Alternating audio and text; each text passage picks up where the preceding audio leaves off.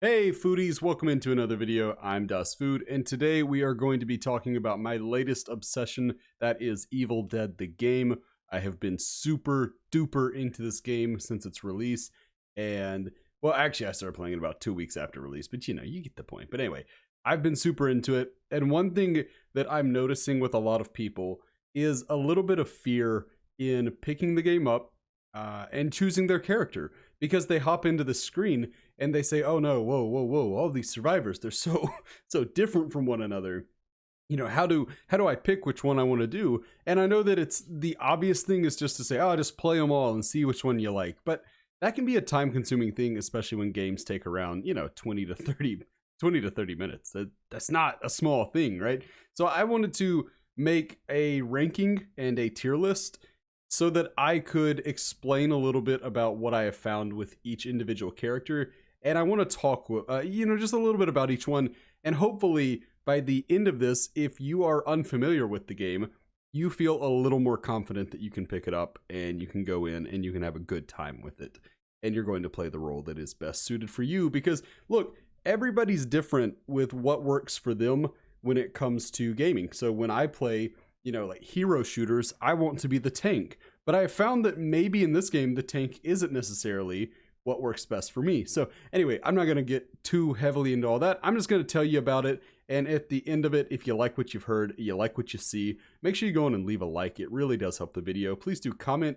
By the way, this is a big thing. If you already have opinions and you've been playing the game, let me hear them, because I can promise you, while I think some of these are going to be pretty standard, I have at least one that's going to upset a lot of people, so we'll see about that. Keep an eye out for that one. But with all of that out of the way, I'm not going to waste any more of your time. Let's get into it, and let's talk about the very first one. We are going to start in D tier, and one thing that is absolutely pivotal for you to know with this is that it does matter the order they're in on this tier list. So not just if they're in S tier, A tier, B tier, C tier, or D tier, but if they are further to the left, they are more highly regarded. So let's say I put Ash here and I went up and I put Annie here, right? I am saying that I think Ash is at least a little bit better than Annie by putting them there. So it does matter. This is a highly judgmental, I guess, ranking of them. So that's just a little thing there. Anyway, we're going to start with the D tier, and you'll notice there's no F tier. I actually don't think there's a single F tier character in here. Anybody who is so bad that I think you're just throwing if you pick them, they are all at least viable, and that's a good thing. I'm very, very happy that Evil Dead was able to strike that balance. Kicking us off with number 13, we are going to put Pablo Simon Bolivar in last place. Now, this kills me. This kills me to put Pablo down here, because Pablo is genuinely awesome. Pablo is a great character.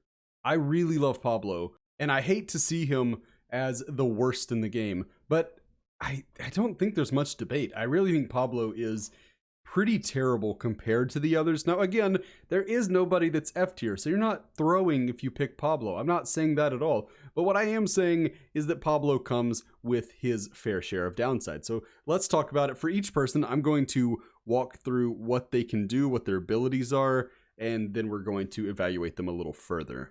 Like all survivors in this game, Pablo comes equipped with 4 different unique abilities, and one of these is what we will be calling the Q ability from here on out. So basically, I play on, I play on mouse and keyboard, and I have to press Q to activate the ability.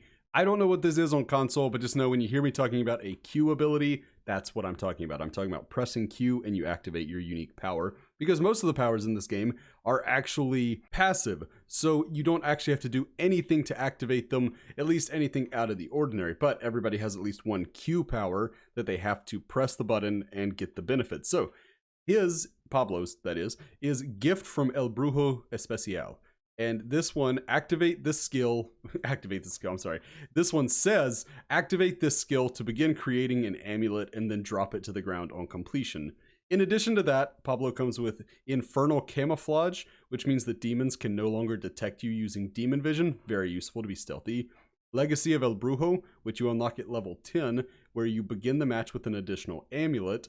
And then, I know it's shaman, so Shamanic Protection, which you get at level 25. Your shield bar will gradually recover over time until you have at least one full bar. Now, Some of that might sound kind of decent, but there are some real downsides to Pablo's kit here. Firstly, let's talk about that Q ability. There is a long cooldown on the amulet ability, and honestly, it's probably not that necessary anyway. I don't want to say it's never going to help you, because obviously it's going to help you, but I will say that you are going to be burning through amulets quicker than you can produce them at a certain point in time, and I don't know that they're going to make all that much of a difference in the long run, right? Are they a nice benefit? I guess they're nice, but are they game changing? No, not even close. In addition to that, a regenerating shield really just isn't all that great, because Pablo is a healer, a support, and the issue is that the support characters are all rather squishy. So I know that the thought process was, oh, well, what we can do with Pablo is give him a little extra meat on his bones to keep him alive longer. But that shield is going to be gone pretty quickly, especially as the demon levels up, and I just don't think you're going to get much value out of that. On top of that, the real appeal of Pablo that I see from a lot of his players seems to be the stealth. But there's a massive issue with that. The massive issue being that as soon as the demon finds you for the first time, Pablo's stealth is rendered completely useless. Because what happens there is the demon finds you, and let's say the demon finds you before you have finished, getting the map together. You get the 3 pieces of the map. What happens then is all of a sudden, the best thing Pablo can do to get value out of his stealth is kind of disappear. But he's not with the team anymore. He's not helping kill. He's not giving them the amulets anymore. So you don't want to do that. But then, okay, so you stay around the demon and just don't use your stealth ability. You see where that's a problem. And even if you get all the pieces of the map before the demon finds you for the first time, you might be able to get all the way to the dagger or the lost pages without the demon knowing you're there. But as soon as you activate them, the demon will know. And on top of that, generally speaking, as soon as as soon as the map is complete, the demon is going to fall back to either the dagger or the pages unless they're engaged in active combat with the survivors. And what's going to happen is they're going to lay traps out everywhere, and whichever one you pick, it's going to say, hey, the survivors are activating the dagger, they're using the dagger, so your stealth didn't really account to much except for a couple of extra seconds. Lastly, and this is a big one, of all the ways that a character can offer support, quote-unquote support, shields just don't compare to health and rejecting possessions. So I just really don't feel like Pablo is bringing much to the table when it comes to the issue of being a survivor. Now, is that to say he's without value? No, I've already said a few times, everybody has some strengths. His are just the weakest of the strengths. Next up, joining in D tier, we are going to put Scotty. And this is going to be one of the more controversial ones because I know that people who love Scotty really, really love Scotty. But there are some real issues. There are some real issues with this character. Scotty seems like on the surface, I understand where you might look at it and you might say, oh, well, Scotty, he's got some real benefits, but I'm going to tell you, I'm not a big fan. So let's talk about what he does. So his Q ability is Thunder Thrust. When activated, this explosive special move damages all enemies in the surrounding area. On top of that, he has collateral damage, where his heavy melee attacks, I should say, inflict additional damage to nearby enemies. So yeah, he's going to deal a lot of damage if he lands that heavy attack, and it's not hard to land those at all. Exposure therapy is unlocked at level 10, partially reduces your fear levels with each enemy you kill. That's good. Fear is a massive issue for almost every survivor, so that's pretty good for Scotty. And then he has a weapon mastery. And one thing in this game is that a lot of characters have a weapon mastery. What this boils down to is if they use weapon X, they will use it more effectively for more damage than anybody else. Maybe they, swing it faster, they deal more damage, whatever it is, So you're going to see that a lot throughout this list, that a lot of people have weapon masteries. And Scotty's, luckily for him, is the Fire Axe, which is almost undebatably, the best melee weapon in the game. So that's pretty good. Why did I put him in D tier? Well, firstly, Scotty's kit is very selfish. His kit is all about buffing Scotty. It's not about helping the team in any way. And a lot of characters, you might say, oh, well, is that such a bad thing? Kind of, because this is a game where teamwork is essential. And when you have a character who is all about buffing themselves. That's kind of a problem. Next, he has debatably the worst Q ability in the game. I'm not going to say he has the worst one. I don't think his is the very worst, but I do think it's up there or down there. It's a really bad Q ability. What Scotty brings to the table in terms of a Q ability is not quite. There are some of them that are game changing. Some of them that can turn the tides of battle. Henry the Red comes to mind. Amanda Fisher comes to mind. Army of Darkness Ash comes to mind. So many of them have really strong Q abilities, but for Scotty's, that small little no, it's not good. It's not going to do much for you. Another issue with Scotty is that he is the proverbial glass cannon. He is Launch, Tachanka, or Bastion, right? He doesn't take damage very well despite his warrior classification, but he still deals massive damage. So he is the one warrior that I actually don't think a demon is all that stupid for honing in on. Because if you're a demon and your first order of business is trying to just really get after Henry the Red, I think you're wasting some time. You should probably be going after the supports. That's generally the view I hold for warriors. However, in the case of Scotty, it actually really behooves a demon to try to take Scotty out early because, again, think of Bastion from Overwatch. If you've played Overwatch, Bastion sets up in his turret mode, and what's he going to do? He's going to erase your team if you don't focus him. But why is Bastion regarded as a really bad hero in Overwatch? Because everybody focuses him because he can't defend himself. So what you have with Scotty is insanely high damage output, but with the caveat that he's not that hard to bring down. So if you are interested in a heavily offensive playstyle, you might really like Scotty. You might say, hey, Scotty seems kind of like my guy, and maybe Scotty is your guy. But for me personally, as I try to rank them according to value, in a game where everybody is at least pretty good, I think that his lack of survivability, despite being really bred to be on the front lines, that's a massive issue for me. Next, we have one that is going to get me a little bit of hate here, a little controversial pick here, and that is Kelly Maxwell, who is going to go in the C tier. Oh, guys, okay, so look, firstly, I know why a lot of people like Kelly, right? We all know, right? Absolutely beautiful. We love Kelly, right? I get it. And she's a hunter. Wow, what a cool class. But there are some issues.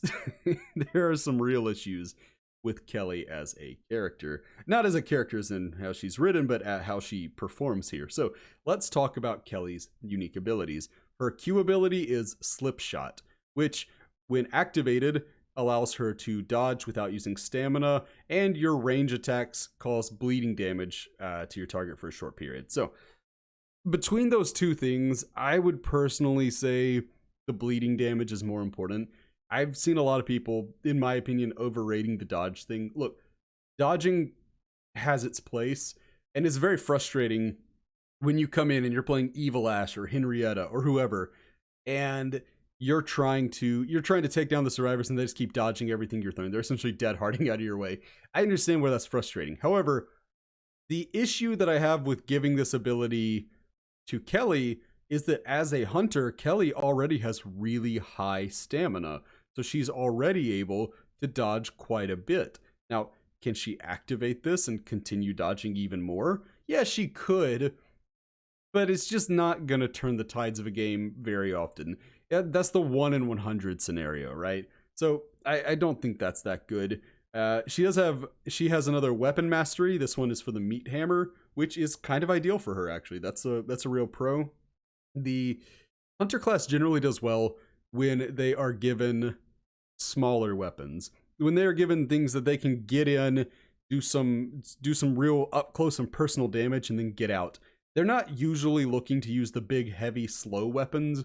They're generally looking for weapons with a 3 speed or above, and the meat hammer fits that description. So it's great that she can do increased damage, balance bar damage, and dismemberment damage. That's all great. That's all really, really good. Oh, and she's also just faster with it. So if you're playing as Kelly, definitely grab the meat hammer. I think that does make her uniquely viable in her own way, which is why she's in C tier, not D tier. I think the meat hammer thing is actually really, really good for her. At level 10, she unlocks Counter Shot, where her next ranged attack after a successful dodge inflicts bleeding damage. And look, that ties into her ability, so that's good. It does scale in that regard. And then there's Battle Frenzy, unlocked at level 25, where her melee damage increases the longer she is in sustained combat. So this is really the reason that I almost put Kelly in the B tier, was Battle Frenzy. Battle Frenzy is really, really good, and I like it a lot as an ability. So basically, if as a hunter, she finds herself not really able to do what hunters like to do, which is to say, sit back and shoot, she's getting kind of swarmed. Kelly has a unique level of survivability that most hunters just don't necessarily have. Most hunters are better off getting away from the action, getting to where they can, run a little bit, turn around, pop, take, 1 deadite down, 2 deadites down, get some more distance. They are not usually the up close and personal fighters, but with Battle Frenzy and upgrading her stats, Kelly is able, especially if she has the meat hammer, by the way, she is able to hold her own and not fall apart. So Kelly is a good survivor. I can't stress enough, guys. This is not like doing, if you've watched my Dead by Daylight tier list, I tend to have ones where I'm like, oh, these need a buff. Nobody in DBD, nobody in Evil Dead is so bad that they're just absolutely in need of a rework or a buff or anything like that. So I think Kelly has some real pros, but I also think that it's fair to point out that Kelly has some real cons as well. So look, she's got great survivability. It makes her a great choice for solo queue, by the way. If you're going to be solo queuing a lot, you might actually really like Kelly. I think her biggest issue is she's a jack of all trades, master of none. She doesn't have any one thing she does exceptionally well. She's got good cardio. She can scale to become good in melee combat. She can, she's good with a gun, not the best with a gun, but good with a gun. I don't know. I would say that she's got a bit of a mixed bag when it comes to her abilities. I don't know. I just don't think she does enough to offset the inherent downsides of the hunter class. Because I'll get into this a little bit now and say that the hunter class is, to me, the worst class because they are ammo dependent. And they can't carry 2 guns. If they could carry 2 guns, they would be a lot better. But because they are restricted to carrying 1 gun, what I see happening a lot is they get to the final thing with the dark ones and they destroy the dark ones and they activate the Necronomicon and they have to defend it. And all of a sudden, these characters that have spent the whole game scaling up to get better and better with guns, suddenly they run out of ammo or they're really low on ammo. And that tends to be a problem. Now I realize that, if you're in a really good team and a really coordinated team, you can call out, hey, I need long gun ammo, and somebody might drop some for you. If you get lucky, maybe you kill a deadite and it drops some. I realize these things happen.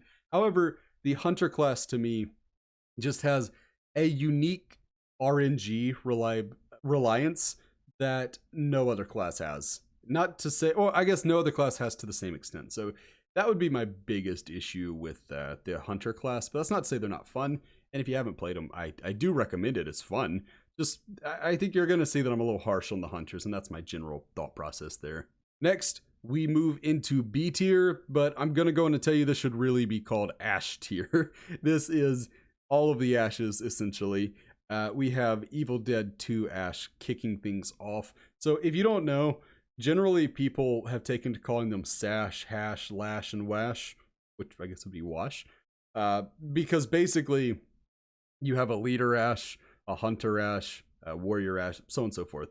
So this one that we start off with is the hunter Ash. So we keep our run of hunters going here. This is, of course, Ash from Evil Dead 2. Evil Dead 2 is, to me, the best Evil Dead film. But the version of Ash we get in the game from that film it's not necessarily what I would consider to be the best, even of the hunters. So let's talk about it. Ash has a unique ability, his Q ability, called Exorcist. Basically, when the demon possesses your friend or possesses one of its units, you can immediately exorcise the demon, rip it out. It can't possess anybody. That's pretty good. That is a good ability, and it's the main reason that he's up here, but we'll keep going. He has Treasure Hunter. He can see supply crates through walls at close range. He has I'm the Guy with the double barrel. That unlocks at level 10. Start the match with a double barrel shotgun. And then Weapon Master, double barrel shotgun. So, I mean, again, it's just another mastery. He's just better with the shotguns. So, my thoughts on Ash from Evil Dead 2, his Q ability is very strong. Nobody's going to deny that. However, there are times, I think, especially late game, where maybe it stops being as effective. Because, look, it's always good to have an Evil Dead 2 Ash on your team, because let's say the demon possesses your friend and your friend has a legendary weapon, and they're playing the hunter class, and they've been, leveling up their shooting, their ranged weapons, and they're going to be able to two-tap everybody. It's a great time to be able to rip that demon out. That is very important.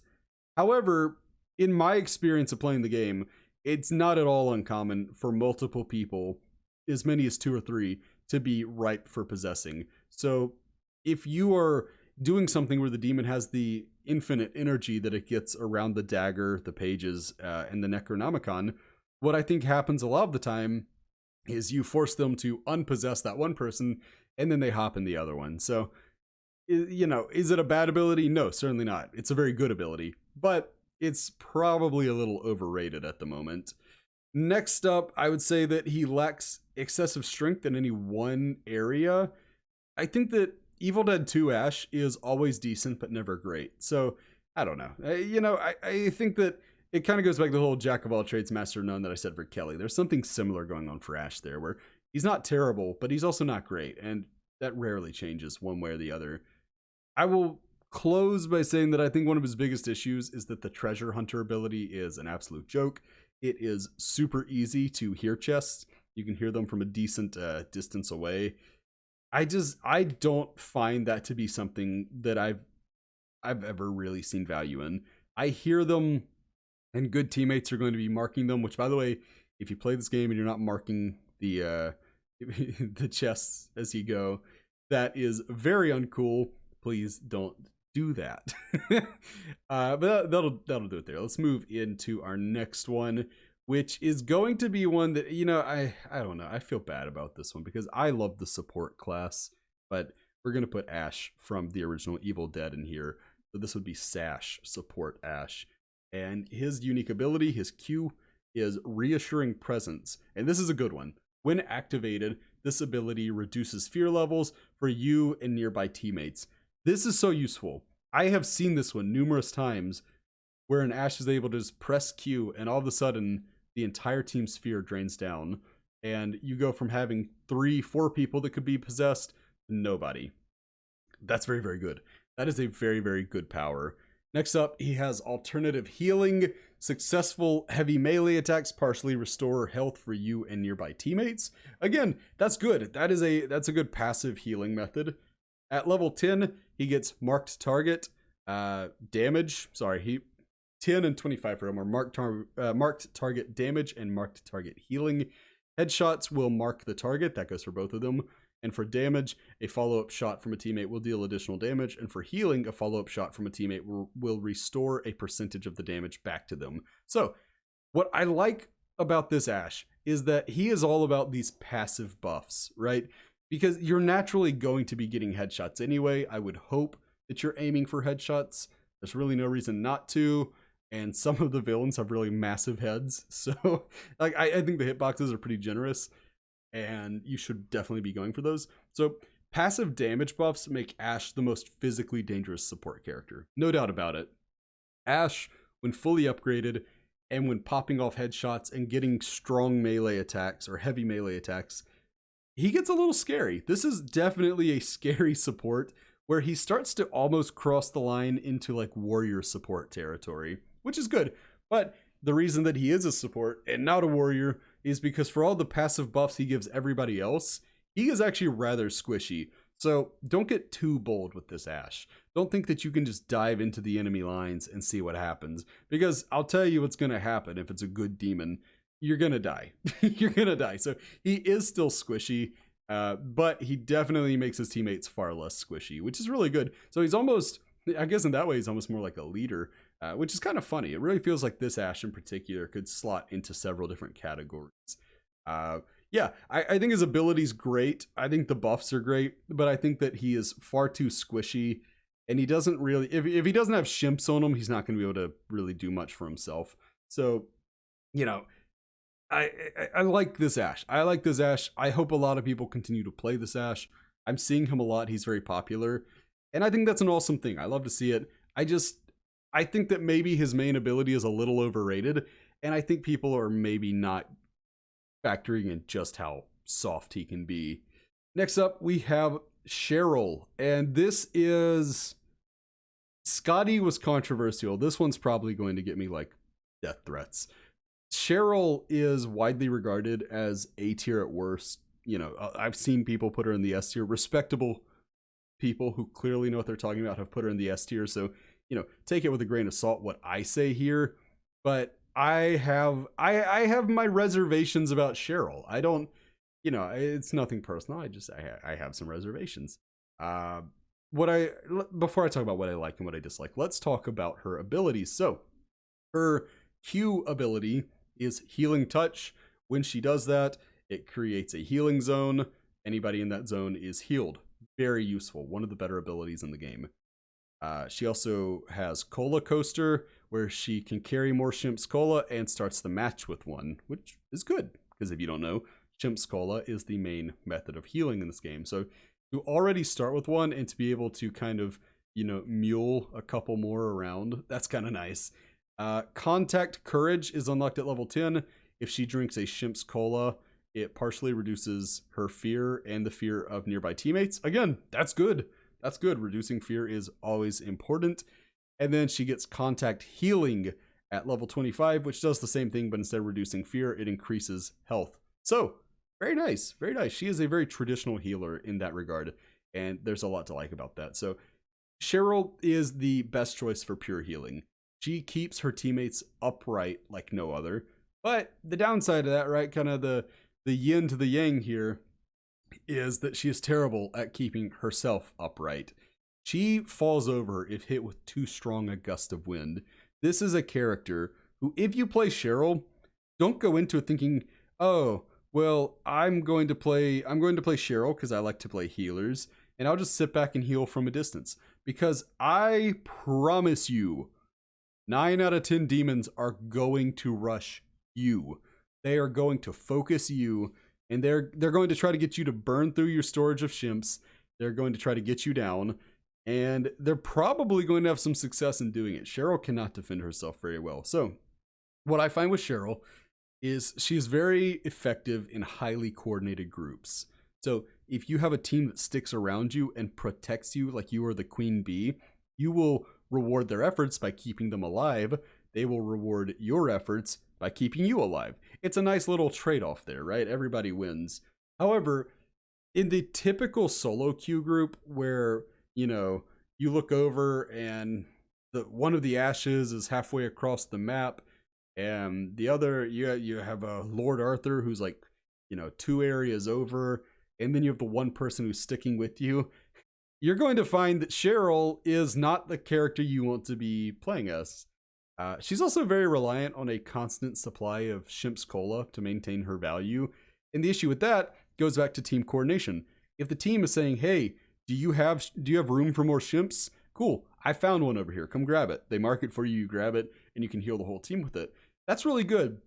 But I'm trying to rank these characters in a realistic manner, because you're going to have games where your teammates are very helpful and very coordinated, and some games where they're not. So, you know, if you have a highly coordinated team, maybe Cheryl climbs this list a lot. But for the way that I was looking at it, I just don't know that I can put her any higher than I did. I think B tier is fair, though maybe I should have put her at the top of B tier. But I didn't put her at the top of B tier because we still have 2 more left in the B tier. So let's talk about those. Let's talk about these lovely, lovely people. And this is going to be another controversial one. And after that, I think it's mostly smooth sailing. But if you have played the game and you're kind of into the community, you already know that there's somebody you expected to see put on here like 4 or 5 entries ago. And I'm just not willing to do it. And that is Ed Getley. And, well, I was going to say tier maker is like, no, you can't put him above Cheryl. We won't let you, but they finally did. Okay, so when it comes to Ed Getley, well, I always want to just like jump right in with my analysis. Let's talk about his abilities first.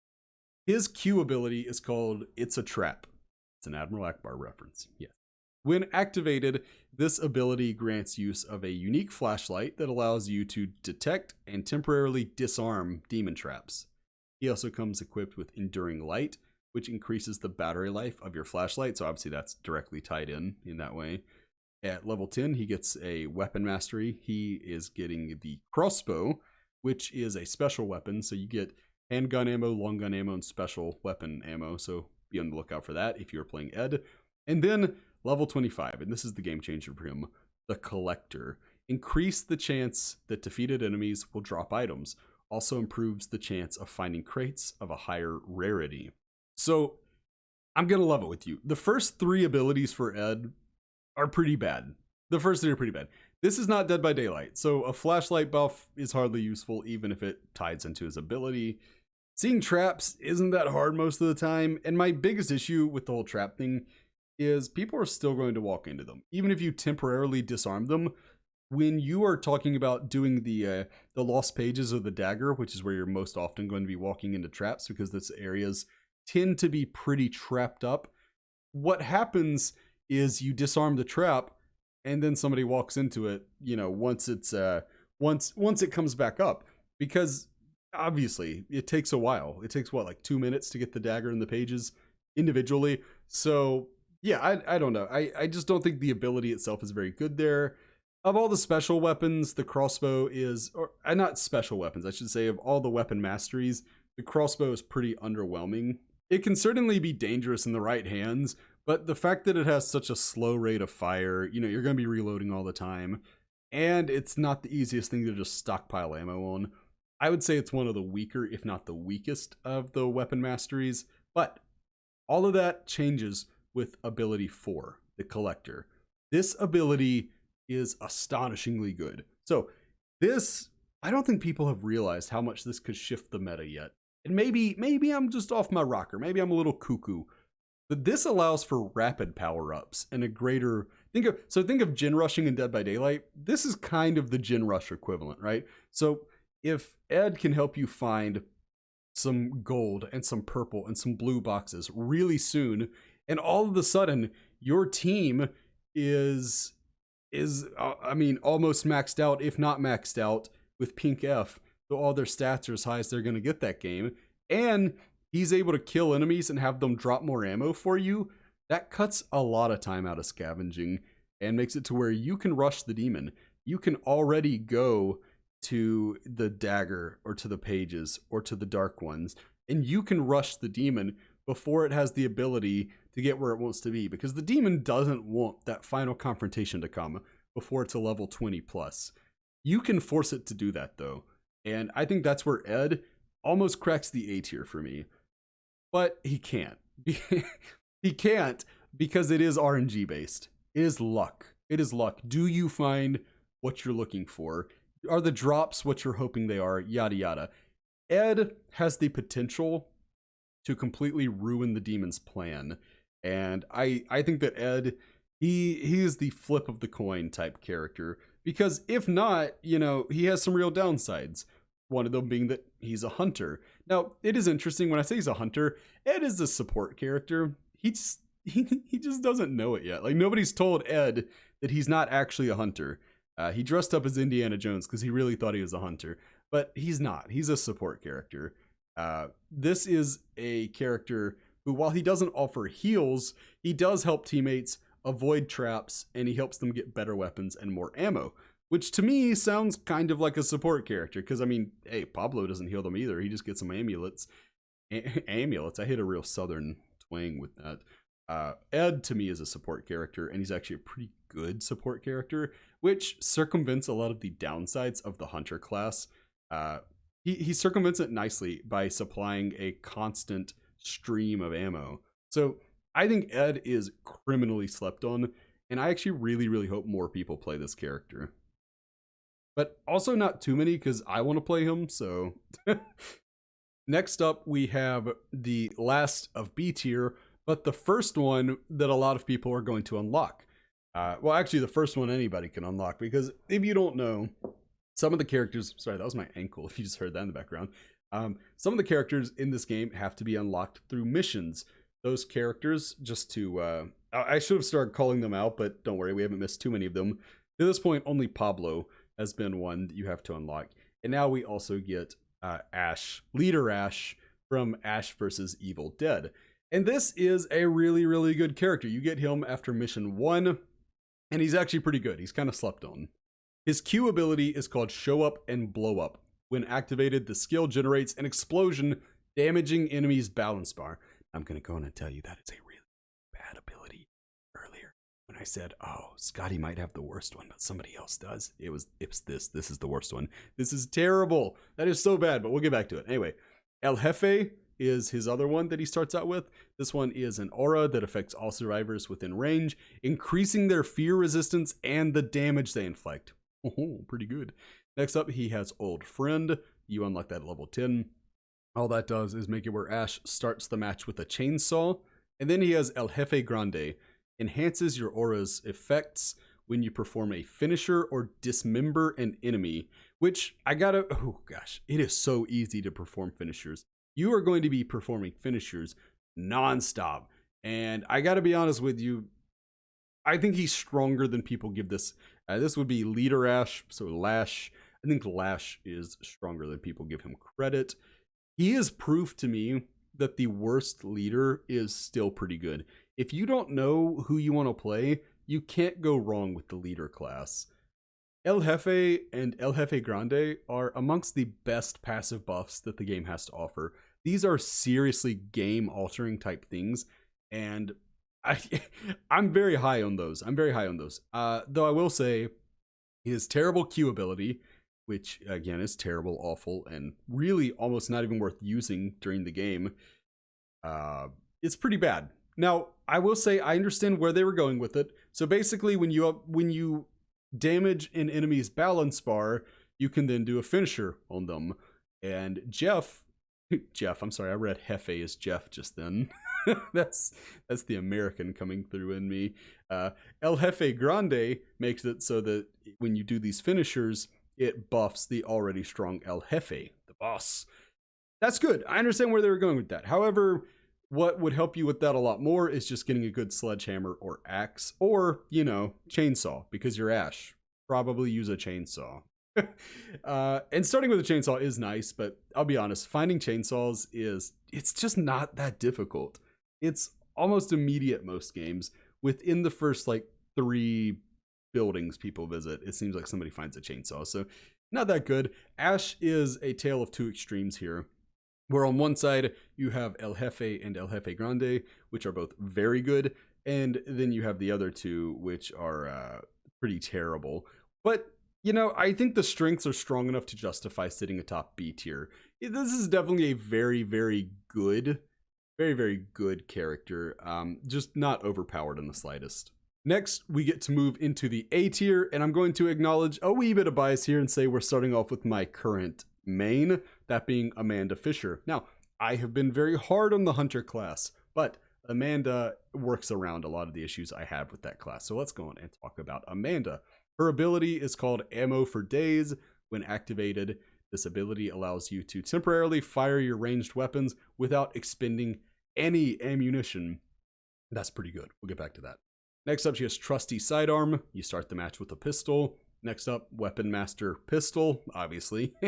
And then Accuracy Counts at level 25, which is, this one's pretty crazy. So damage dealt by your ranged weapons increases with each consecutive hit, and it increases by 2%. So doing some basic math here, you hit 5 shots in a row, all of a sudden, your gun is dealing 10% additional damage. And to my knowledge, this stacks permanently. You could get this to just absolutely nutty levels. Now, is that true? I don't know. I haven't been able to find anything that says one way or the other. But because the game doesn't say that there's a cap to it, I would have to imagine it just keeps going up. Though, I don't know. I can't imagine they're going to let you get to 200% weapon buff. That would be probably grossly overpowered. And if that's true, maybe she should be S tier. Because it's not that hard to hit shots. The body shots count. These don't have to be headshots. Yeah, so let's talk about Amanda. Amanda is, to me, she's easily the best hunter. She is far and away the best at what she does. And God, she's got such a good Q ability. I cannot stress her abilities alongside her buffs make her an absolute boss shredder. And I'm not saying like boss, oh, she's a boss. I'm saying when the demons send in their boss, whether that's Henrietta or Evil Ash or the toothy fella whose name I can't remember, that's a big thing. Uh-oh, a boss is on the battlefield. But what I have found is that when I'm playing Amanda, I tend to ditch the pistol. It's like the only time I'm going to say, maybe don't stick with your weapon mastery. The only time I would say use a pistol with her is if you can find a blunderbuss, which is I don't know if that counts. I don't know if that counts as a pistol. I mean, it's a handheld weapon, but it also takes special ammunition. So I don't know. But either way, what I do is when a boss comes in, I activate my Q ability and I just spam headshots. And I was playing just last night, at the time of recording, of course, and we were going up against this demon Ash, and I was noticing that every time he spawned, I had him dead in seconds. It was the most satisfying thing. And this is something I've been able to notice throughout many games. It's not like it happened one time and I'm like, oh, she's S tier. No, this is a constant thing. I do think it's easier to get this off on Henrietta and Evil Ash because the third boss teleports around a lot and can be a little harder. It can also break your streak of consecutive shots, but those two are very easy to just pop off headshots. And speaking of popping off headshots, players who can constantly hit headshots with Amanda are going to turn the tides of most games. Not just some games, but I think most games. This is a character whose power really starts to scale and scale very quickly. The only reason she is not S tier is because even though her power helps, it gives her infinite ammo for what, like 7 seconds. The issue is that she is still very ammo dependent. You can still find yourself in that position where at the very end of the game, when the demon and the survivors are both supposed to be at their absolute strongest, Amanda's out there having to fight with a sledgehammer because she ran out of ammo and she's waiting for her ability to go off of cooldown. So there's still that downside that comes with the hunter class. And the hunter class can only get their melee up to two upgrades. So you're never going to be very good with whatever your melee weapon is. However, the upside of this character is somebody who can just absolutely murder any boss that comes their way. And I think that alone cements her as an A tier character. Next, we have Annie Nobi. Annie is another one who I think gets a little slept on here. You know, I don't know that Annie gets as much love as she deserves, but she is a very, very good character. Her Q ability is called Hit 'em Where It Hurts, and basically she presses Q, and all of a sudden, ranged damage from Annie and any teammates, that's kind of hard to say in practice, any teammates near her is buffed. So that's pretty good, right? If you're standing within a certain distance of Annie, your gunshots will also be buffed. Very good. She also has Howitzer, which doesn't start her with a Howitzer, which is kind of odd. Howitzers aren't in the game, but you and all teammates within this aura's effect radius deal more damage with ranged weapons. So that's kind of interesting. So basically, what happens here is she has the passive that's always there, but then she can activate her ability and kick it up another level, so she gets even more dangerous. At level 10, she gets Haymaker.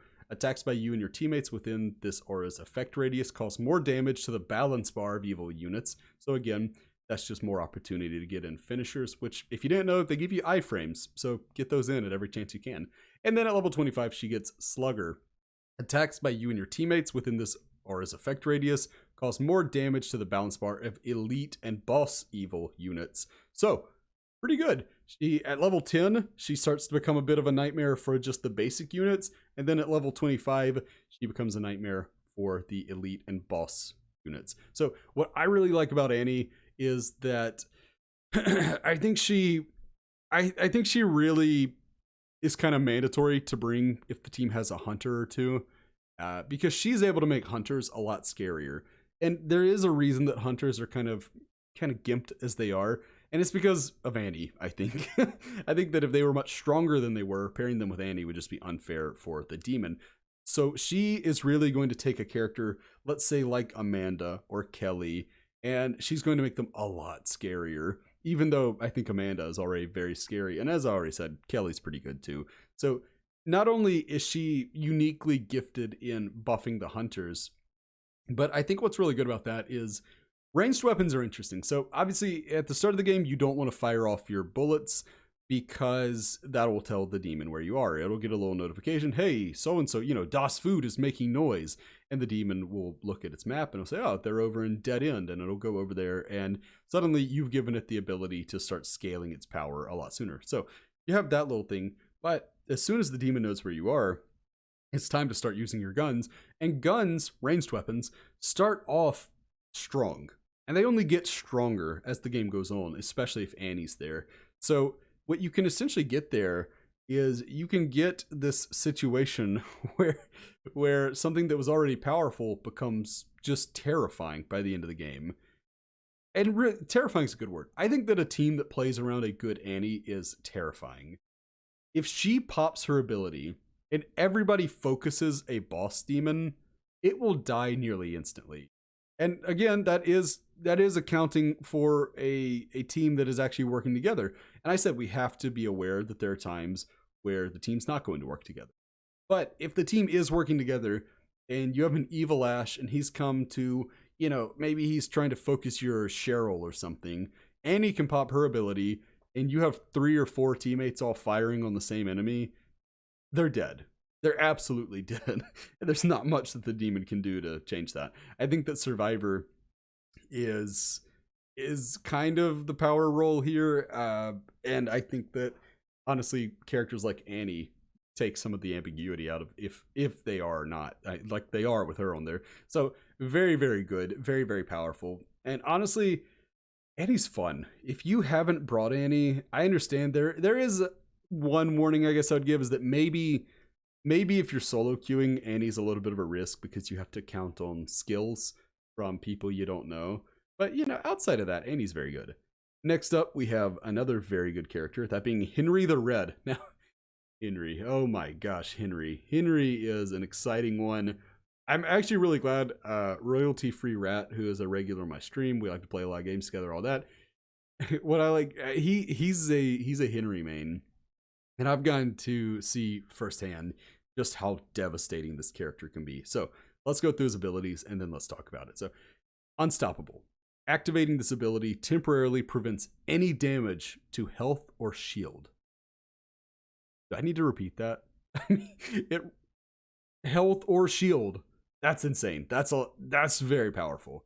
Next up, he has Shields Up. Start the match with an additional shield bar. Again, pretty good. Not nearly as good, but pretty good. At level 10, Henry gets Rebound. Reflects a percentage of the damage you receive back onto your attacker. Again, this is where you're just absolutely foolish if you try to dive a Henry. It's just not going to go well. Next, at level 25, he gets Battle Hardened. Increases maximum health and shield bar length. So, Henry is the tankiest tank who ever tanked. He is unkillable. This dude is unkillable. I mean, this is the prototypical tank. This is the guy who, does he do a lot of damage? No. I mean, look, once fully upgraded, he can deal decent damage. But he'll never be the main damage dealer on the team. In fact, he'll very rarely even be the second most deadly person on the team. What Henry's there to do is cause enough of a threat that the demon has to address him, but also just stand there, this brick shithouse in the middle of the fray, who you cannot do anything about because he is absolutely unkillable. Plus, you talk about unkillable, when he hits Q and goes invincible, that's a great time to go pick up a down teammate or whatever, because again, there's nothing the demon can do about it. They just have to watch as he picks them up. Henry's very strong. Henry is very, very strong. The only reason he's not S tier is because he is somewhat limited by his near total reliance on melee. Guns are essentially useless with Henry, so he does have to get up close and personal. He can't rely on headshots, but that's okay because he's Henry. He's just going to go. He's going to take whatever clubbed weapon he has, and he's going to beat the hell out of the demon. Henry is really, really good. And if you're looking for a character, you haven't played the game, and you're like, well, I want to play, but I don't want to get beaten up. I don't want to, like, essentially get bullied. Henry's a great choice. Henry would be a really, really solid one to start off with. And finally, we have one who I initially had an S tier, but I actually moved him down to A tier. That is Lord Arthur. So actually the knights are both in the top 3. And Lord Arthur is very strong, but I don't think he's S tier. So let's talk about Arthur. So his unique abilities, the Q one is Lord's Wrath. When activated, this ability increases the damage inflicted by your melee attacks and those of your nearby teammates, in addition to reducing fear levels. If Lord Arthur has a sword, he inflicts extra damage.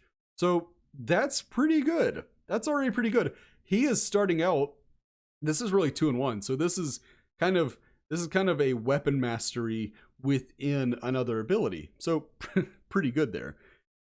He also starts off with weapon mastery, heavy attacks. So this is kind of interesting. Basically, he does additional damage with all heavy attacks, and he starts with a sword. So there's no more like, okay, can I find the weapon that's best for him? You will start with a sword, and really the only time you should probably drop it is if you find a higher level sword. So already off to a great start. At level 10, he gets weapon mastery, light attacks. You're seeing a pattern here. Now, no matter what kind of melee attack he hits you with, it's buffed. And that's assuming he's not even using the Lord's Wrath, which will buff it even further. So as far as melee goes, nobody melees better than Lord Arthur, and you're going to be meleeing a lot. Finally, at level 25, he has Fuel the Fire. If you perform a finisher while Lord's Wrath is active, the ability lasts for an additional 3 seconds. This is a very good character. He is essentially Annie, but instead of buffing ranged, he buffs melee. And his buff is more useful, I find, because unless you're fighting boss demons, you're going to be in a lot of close quarters where you're having to just fight off droves of the undead, and that's where he really steps up. That's where he becomes something truly terrifying, and Arthur is able to kind of hold his own as just a true difference maker. Now, on that note, not good against bosses, not terrible against them, not unusable against them, but compared to people like Henry, who can just sit there and basically take no damage, or people like Annie, who can call in the cavalry to destroy the boss, or people like Amanda, who can just single-handedly erase the boss, he struggles. Now, is he any worse against bosses than, say, and I hate to bully here, but like Pablo or Kelly? No, he's not. In fact, I'd say he's probably better, depending on how buffed Kelly is at the moment. But Lord Arthur is not great against bosses. But that being said, you are going to want to run in their press your Q ability if you have it charged, and get after that evil Ash or whoever, and try to get your whole team ready to kick some ass there. But just know that it might not go your way. I would also give him credit in that prolonging the effects of Lord's Wrath is not only possible but fairly easy. So they say that, if you do the finisher, you extend it by 3 seconds. You're going to be doing a finisher almost nonstop. With the buffs to his melee and using the sword, you're going to be doing a finisher every other swing, which means that unless you lock in on using on fighting, a boss or an elite unit, you are going to just pretty much be constantly buffing Lord's Wrath. And I don't see any reason that it couldn't last most of a given fight, which is very, very strong. Also, on that same note, because Arthur is always in finisher animations, and finisher animations give you invincibility frames, Arthur is kind of surprisingly tanky. He's a leader, sure, but the way that you're supposed to play him actually makes him kind of tanky. So Arthur is a very solid choice, and he's very easy too. He's very easy. That's one thing I've noticed using him, is that it's not just that he's strong, it's that basically anybody can get value out of him just by playing a game or two. So I highly recommend Arthur. And next up, we have our only S tier character. If you've played the game for really any amount of time, you kind of knew he was going to be up here. That is Army of Darkness Ash. This is a very powerful character, and the only real downside to this character is you're never going to be able to play him, because you're going to load up in a solo queue, you're going to load up in a public lobby, and somebody is going to take him before you can. So let's talk about what makes him so strong. Firstly, his power, the Wise Man's Potion. When activated, this ability will grant you health regeneration, fear reduction, increased damage dealing, and reduction of damage received. So you're hearing that, right? You deal more damage, you take less damage, you get health, and you're not afraid anymore. Those are all 4 good buffs, but together, my gosh. He also has Shield Blast. Each time you lose a shield, your shield loses a bar, it triggers an explosion, damaging nearby enemies. So, I mean, kind of like Scotty's ability, but you know, you're almost guaranteed to hit somebody with it. I mean, that's pretty good. At level 10, he gets Finish Strong. After Ash kills an enemy with a finisher, he recovers part of his shield bar, because of course he does. You're going to notice that Army of Darkness Ashes almost always have full shields. It's crazy. At level 25, he gets Weapon Master Chainsaw. So this is his weakest ability, which is saying a lot because it's a pretty good ability. So let's talk a little bit about Ash here. Like I said, he's able to constantly keep his shields. He is essentially a tank, which is fine. But what's interesting about it is he is a tank who is also going to deal the most damage on your team more times than not. And that's kind of crazy, right? So he is expected to take the most damage and also deal the most damage, which is pretty rare from a balancing standpoint. So yeah, he's kind of nutty in that regard. His Q power is the best one in the game. Absolutely crazy. And the cooldown's not as bad as you might expect it to be for such a strong power. And then he gets additional use out of a chainsaw, which is already a great melee weapon, especially if you can find a legendary one. If you have an Army of Darkness Ash who's steadily leveling up, and then he comes up on a legendary chainsaw, I just feel bad for that demon. That demon would be better off in hell, because this is going to be rough. And Ash, to me, I talked about how everybody's generally well balanced. I think Ash could use a little bit of a nerf. Right now, he is just absolutely insane. And then maybe give Scotty and Pablo some minor buffs here and there. But outside of that, everybody's in a pretty good place. And I hope this has helped you. I hope that you have been able to take something out of this. I hope that this has been worthy of your time. I hope you've enjoyed it. If you did, again, I ask that you leave a like, maybe subscribe. But hey, if you don't, you don't. I will be streaming Evil Dead a lot on Twitch, DOS_food. We do Dead by Daylight and Evil Dead here because Evil Dead has really worked its way into my heart. You can pop by and watch me take like none of my own advice. So that'll be so fun. But anyway, that's going to do it for me. I've been DOS_food, and until next time, bye friends. I've been dreaming on in my head like I've seen it. A life worth living is a life with meaning. I'll do what I love till my heart stops beating. I'm feeding this demon. Got a taste, can't erase bitterness in my